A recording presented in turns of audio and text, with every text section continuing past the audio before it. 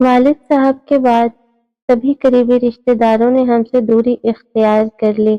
یوں حالات کے تپتے ریگزار میں ننگے پاؤں سفر کرنے کے لیے ہم تنہا رہ گئے۔ جو جمع پونجی تھی وہ آہستہ آہستہ خرچ ہو گئی اور نوبت فاقوں تک پہنچ گئی۔ ان دنوں ہم اتنے چھوٹے تھے کہ ہمیں صرف اپنی بنیادی ضرورتوں کی تکمیل سے غرض تھی۔ جب ہمیں بھوک لگتی تو رونے لگتے۔ ماں کب تک بچوں کا بلکنا دیکھ سکتی تھی؟ انہوں نے بالآخر ہمارا پیٹ بھرنے کی خاطر گھر سے قدم نکالا اور دوسروں کے گھروں میں کام کرنا شروع کر دیا۔ یوں ہی ہم کو 2 وقت کی روٹی میسر آنے لگی۔ اب ہم چاروں بہن بھائی گھر میں بند رہتے اور ماں صبح کی محنت مشقت کو نکلی رات کو گھر لوٹ پائی۔ وقت گزرتا رہا، میری دونوں بڑی بہنیں شادی کی عمر کو پہنچ گئی۔ ماں نے ملنے جلنے والیوں سے ان کے رشتے کے لیے منت کی، لیکن ہماری غربت دیکھ کر کسی نے حامی نہ بھری۔ امی شام کو گھر لوٹتے ہوئے ایک ٹھیلے والے سے سبزی لیتی تھی۔ وہ اچھا انسان، شریف نوجوان تھا۔ ایک روز امی نے اس سے اپنی بچیوں کے رشتے کے لیے فکر ظاہر کی تو اس نے کہا، اماں جی، میری ماں نہیں ہے، آپ میری ماں جیسی ہیں۔ آپ کی مشکل کے حل کی خاطر کسی سے ذکر کروں گا۔ بیٹے، اگر تم شادی شدہ نہیں ہو تو تم ہی کر لو میری بیٹی سے شادی۔ اس طرح سیدھے سبھاؤ ماں نے اپنے مطلب کی بات کر دی کہ انور سبزی فروش حیران رہ گیا۔ ذرا سوچنے کے بعد بولا، آپ ٹھیک کہتی ہیں، مجھے بھی گھر تو بسانا ہی ہے، ذرا سوچنے کا موقع دیجیے۔ اس کے بعد انور کبھی کبھی ہمارے گھر آنے لگا۔ میری ماں اس کی چائے، شربت اور کبھی کبھار کھانے سے تواضع کر دیا کرتی۔ وہ اس نوجوان کی عادت اور اطوار دیکھنا چاہتی تھی اور انور بھی ہمارے گھر کے طور طریقے جانچنا اور پرکھنا چاہتا تھا۔ اس کے آنے جانے میں انور نے باجی کو دیکھا اور باجی نے اس کو دیکھ لیا۔ دونوں ہی خوش شکل تھے۔ ان کے دلوں نے ایک دوسرے کو قبول کر لیا اور بات بن گئی، اور میری سب سے بڑی بہن رخسانہ کی شادی انور سبزی فروش سے ہو گئی۔ یوں والدہ کے سر سے ایک بیٹی کا بوجھ کم ہو گیا۔ انہوں نے خدا کا شکر ادا کیا۔ اب ان کو دوسری کی فکر لاحق ہوئی۔ یہ مسئلہ بھی انور بھائی کے ذریعے حل ہو گیا۔ انہوں نے آپی سلمہ کی شادی اپنے ایک دوست ارشد سے کروا دی۔ وہ بھی انہی کی طرح کا غریب نوجوان تھا۔ ارشد پھل فروش تھا۔ جہاں انور بھائی ٹھیلا لگاتے تھے وہ بھی وہیں اپنا ٹھیلا لگاتے تھے۔ میری ماں کی قسمت اچھی تھی کہ داماد پیشے غریب ملے، لیکن شریف اور حلال کی روزی کماتے تھے۔ دونوں داماد تنہا زندگی بسر کر رہے تھے کیونکہ والدین ان کے وفات پا چکے تھے۔ میری والدہ کو ہی ماں سمجھا اور ہر طرح سے ہمارا خیال رکھنے لگے۔ امی کو بھی سکون میسر آیا۔ ہماری کچھ مشکلات حل ہو گئی۔ بھائی چھوٹا تھا اور اب میری باری تھی۔ میں ماں کے ساتھ بنگلے پر کام کرنے جاتی تھی۔ یہ بیگم جس کا ہر کام کرتے تھے، رفاہی کام کرتی تھی اور محکمہ تعلیم سے ان کا تعلق تھا۔ انہوں نے مجھ کو گھر پر پڑھانا شروع کر دیا۔ یہ کالج میں پرنسپل تھی۔ یہ 3 بجے کالج سے لوٹتی، کھانا کھانے کے بعد آدھا گھنٹہ آرام کرتی، اس کے بعد مجھے بھی آدھے گھنٹے کبھی گھنٹہ بھر پڑھاتی، اور مغرب کے وقت جب اماں کام ختم کر کے لوٹتی میں ان بیگم کا رات کا کھانا بنا چکی ہوتی۔ وقت دھیرے دھیرے چلتا رہا۔ میں نے نوشابہ بیگم کی نظر عنایت سے میٹرک پاس کر لیا۔ دوسری بہنوں کی نسبت شکل و صورت میں بھی بہت اچھی تھی۔ میں اپنا خیال رکھتی، کپڑے بھی ٹھیک ٹھاک پہنتی۔ گھر سے باہر دیکھنے والے لوگ یہ کبھی نہ جان سکے کہ میرا تعلق ایک غریب خاندان سے ہے۔ اب میں کچھ مغرور بھی ہو گئی کیونکہ اپنی اوقات سے زیادہ مل گیا تھا۔ بہنیں اپنے گھرانے جیسے رشتے لاتی، میں انکار کر دیتی، کہتی کہ مجھے ٹھیلے والوں سے شادی نہیں کرنی، شادی میں کسی آفیسر سے کروں گی۔ انہی دنوں میں نے ملازمت کی تلاش شروع کر دی اور ایک ہم جماعت لڑکی کے توسط اس کے ایک رشتے دار کی کمپنی میں سیکٹری کی ملازمت مل گئی۔ یہاں بھی ایک مہربان کرسچن خاتون نے میری مدد کی۔ انہوں نے مجھے سیکٹری کے لیے 2 سالہ کورس کرنے کا مشورہ دیا۔ میں نے ایک ادارے میں داخلہ لے لیا۔ صبح کو ادارے جاتی اور شام کو جز وقتی ملازمت کرتی تاکہ میری ٹریننگ کا خرچہ نکل آئے۔ کورس مکمل ہوا۔ اب میں ایک کوالیفائڈ سیکٹری کی اسامی کی اہل تھی۔ مجھے اچھے مشاہرے پر بھی بہتر سروس ملی۔ میں نے بہت جلد کام سنبھال لیا۔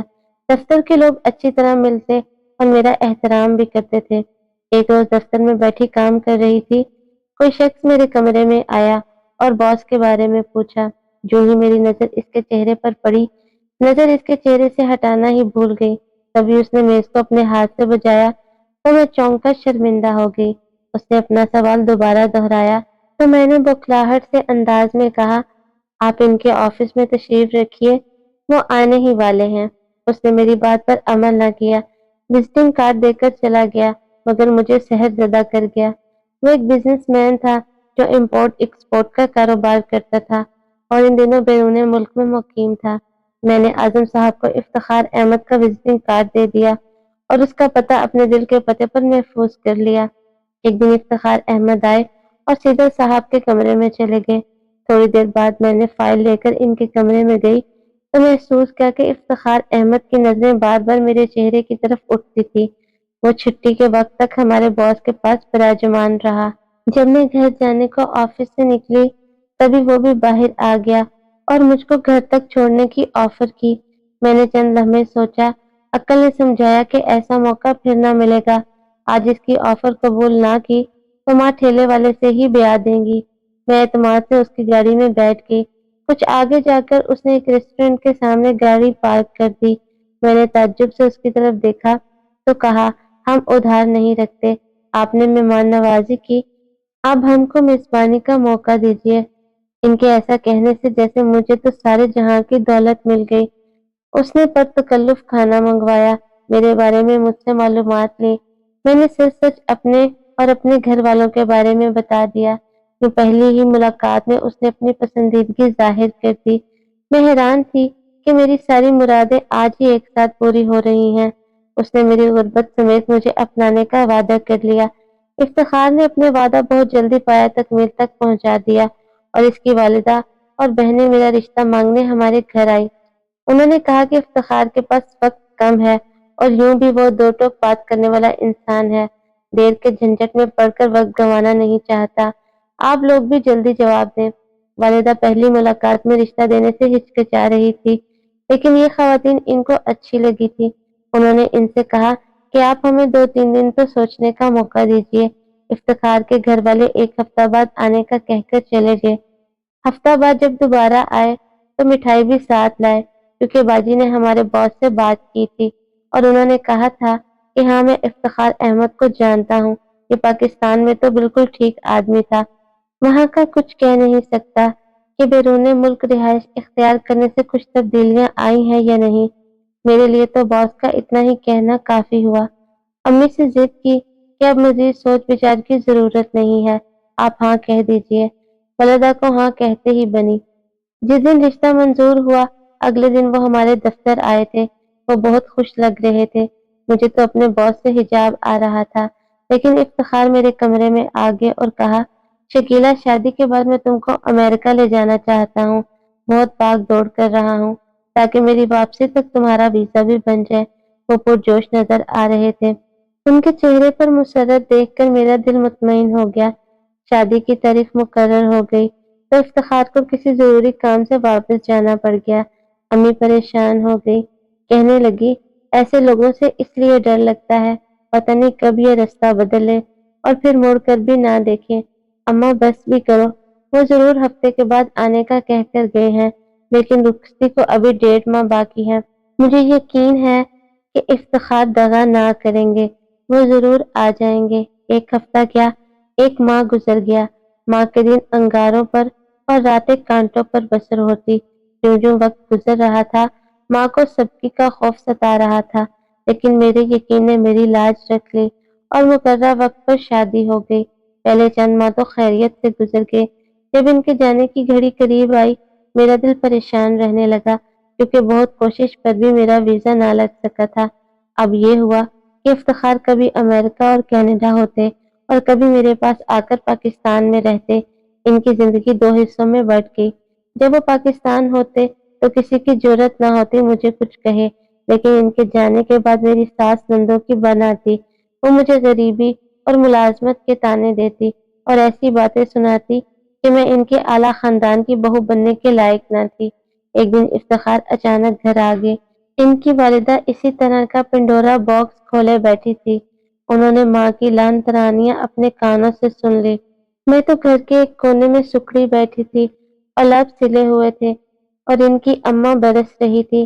ان کو پتہ ہی نہ چلا کہ کب بیٹا ان کے سر پر آ کھڑا ہوا تھا۔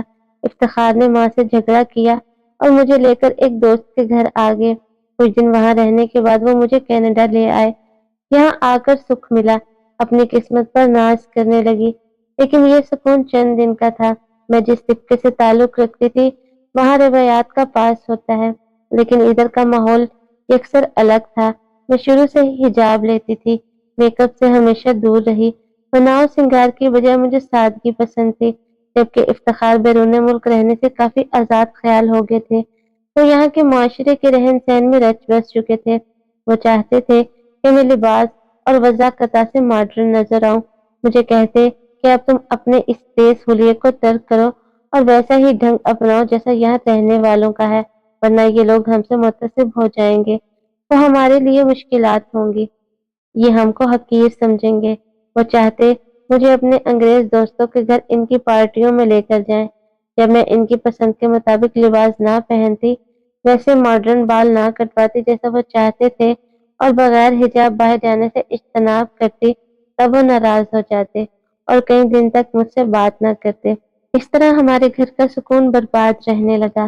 افتخار کی خوشی کی خاطر میں پاکستان کے حساب سے بہت ماڈرن ہو گئی تھی، لیکن اب بھی اس سوسائٹی میں انفٹ تھی۔ سوچ بھی نہ سکتی تھی کہ بالکل ویسی ہو جاؤں جیسے میرے اڑوس پڑوس میں خواتین نظر آتی تھی۔ میں اپنے شوہر کے ہمراہ رات کو پارٹیز میں بھی ساتھ ہوتی، جہاں جسموں کی نمائش عام تھی۔ میرا لباس ان کی تصدیق کا نشانہ بنتا۔ اب گھر آ کر افتخار مجھ سے لڑتے لڑتے وہ سو جاتے اور میں سو نہ پاتی، رات بھر روتی رہتی۔ یہاں کوئی میرا غم خود ساتھ بھی نہ تھا۔ اب ماں کی یاد آتی، ان کی باتیں رلاتی۔ وہ ٹھیک ہی تو کہتی تھی کہ اس بندے سے تمہارا میچ نہیں۔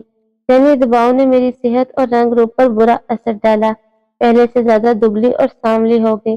افتخار میری ذہنی کیفیت کو سمجھ گئے، انہوں نے مجھے مجبور کرنا بند کر دیا۔ اب میں اپنی مرضی کا لباس پہنتی، وہ مجھے پارٹیز میں بھی نہ لے جاتے۔ گھر پر رہ کر خوش تھی، لیکن انہوں نے اپنی روش نہ بدلی۔ رات کو دیر سے گھر آتے، شراب پیتے اور سو جاتے، صبح اٹھ کر اپنے آفس چلے جاتے۔ اکثر ہماری بات بھی نہ ہو پاتی تھی۔ اب مجھے آزادی کی قدر معلوم ہوئی، میں تنہا بھی نہ رہ سکتی تھی۔ افتخار سے کہنا شروع کیا کہ مجھے پاکستان بھجوا دیں۔ میرے مجبور کرنے پر بالآخر انہوں نے پاکستان پہنچانے کی ٹھان لی۔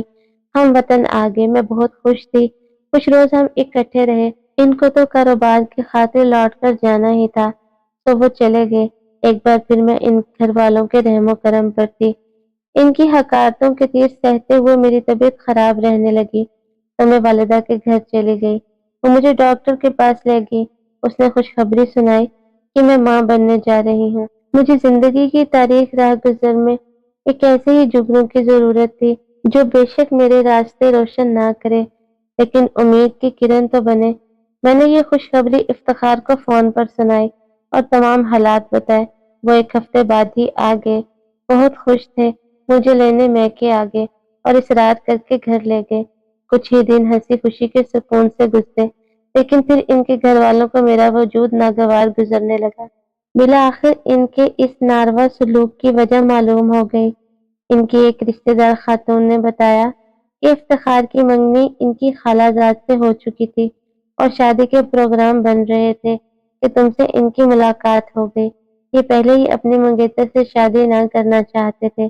جب اپنی پسند کی لڑکی مل گئی تو خالہ زاد سے صریحاً شادی سے منع کیا اور تم سے شادی کر لی۔ اس بات سے ان کی ماں خفا تھی، کیونکہ وہ لڑکی اب بھی افتخار کے انتظار میں بیٹھی ہے۔